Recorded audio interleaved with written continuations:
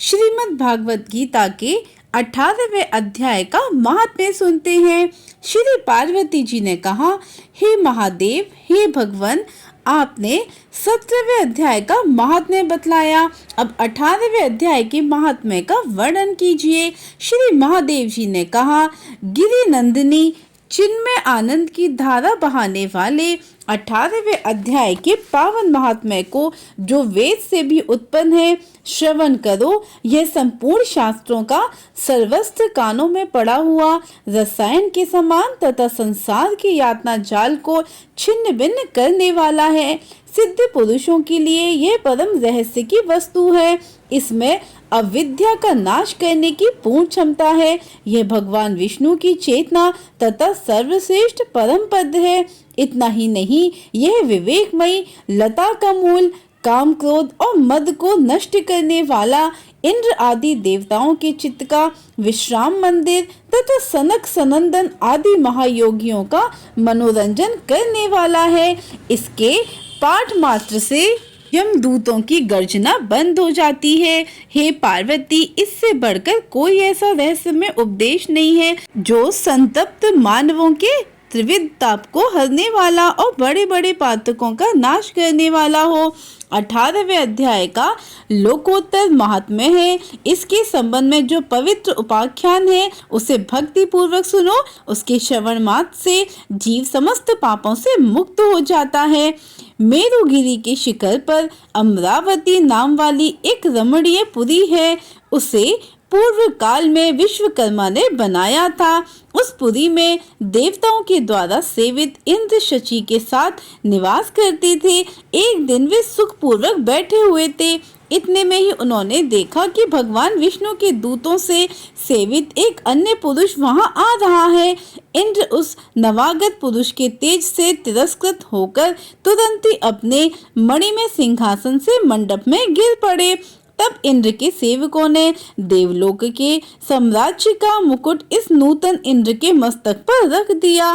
फिर तो दिव्य गीत गाती हुई देवांगनाओं के साथ सब देवता उनकी आरती उतारने लगे। ऋषियों ने वेद मंत्रों का उच्चारण करके उन्हें अनेक आशीर्वाद दिए। गंधर्वों का ललित स्वर में मंगल में गान होने लगा। इस प्रकार इस नवीन इंद्र को 100 यज्ञों का अनुष्ठान किए बिना ही नाना प्रकार के उत्सवों से सेवित देखकर पुराने इंद्र को बड़ा विस्मय हुआ। वे सोचने लगे, इसने तो मार्ग में न कभी पौंसले बनवाए हैं, न पोखरे खुदवाए हैं और न पथिकों को विश्राम देने वाले बड़े बड़े वृक्ष ही लगवाए हैं। अकाल पड़ने पर अन्न दान के द्वारा इसने प्राणियों का सत्कार भी नहीं किया। इसके द्वारा तीर्थों में, सत्र और गांव में यज्ञ का अनुष्ठान भी नहीं हुआ है। फिर इसने यहाँ भाग्य की दी हुई ये सारी वस्तुएं कैसे प्राप्त की हैं? इस चिंता से व्याकुल होकर इंद्र भगवान विष्णु से पूछने के लिए प्रेम पूर्वक क्षीर सागर के तट पर गए और वहां वह अकस्मात अपने साम्राज्य से भ्रष्ट होने का दुख निवेदन करते हुए बोले, हे लक्ष्मीकांत, मैंने पूर्व काल में आपकी प्रसन्नता के लिए 100 यज्ञों का अनुष्ठान किया था। उसी के पुण्य से मुझे इंद्र पद की प्राप्ति हुई थी, किंतु इस समय स्वर्ग में कोई दूसरा ही इंद्र अधिकार जमाए बैठा है। उसने न तो कभी धर्म का अनुष्ठान किया है, न यज्ञों का। फिर उसने मेरे दिव्य सिंहासन पर कैसे अधिकार जमाया है? श्री भगवान बोलते हैं, इंद्र वह गीता के 18वें अध्याय में से 5 श्लोकों का प्रतिदिन पाठ करता है।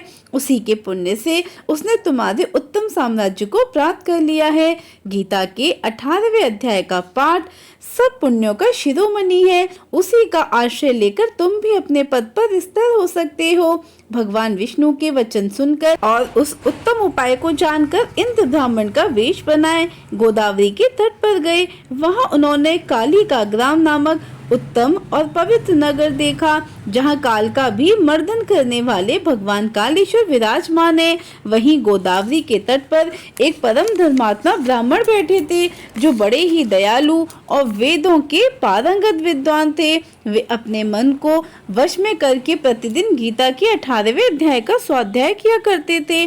उन्हें देखकर इंद्र ने बड़ी प्रसन्नता के साथ उनके दोनों चरणों में मस्तक झुकाया और उन्हीं से 18वें अध्याय को पढ़ा। फिर उसी के पुण्य से उन्होंने श्री विष्णु विष्णु का सायुज्य प्राप्त कर लिया। इंद्र आदि देवताओं का पद बहुत ही छोटा है। यह जानकर वे परमहर्ष के साथ उत्तम वैकुंठ धाम को गए। अतः यह अध्याय मुनियों के लिए श्रेष्ठ परम तत्व है। हे पार्वती, 18वें अध्याय के इस दिव्य महात्म्य का वर्णन समाप्त हुआ है। इसके श्रवण मात्र से मनुष्य सब पापों से छुटकारा पा जाता है। इस प्रकार संपूर्ण गीता का पापनाशक महात्म्य बतलाया गया। हे महाभागे, जो पुरुष श्रद्धा पूर्वक होकर इसका श्रवण करता है वह समस्त यज्ञों का फल पाकर अंत में श्री विष्णु का सायुज्य प्राप्त कर लेता है। जय श्री गणेश, जय श्री श्याम, जय श्री राधे।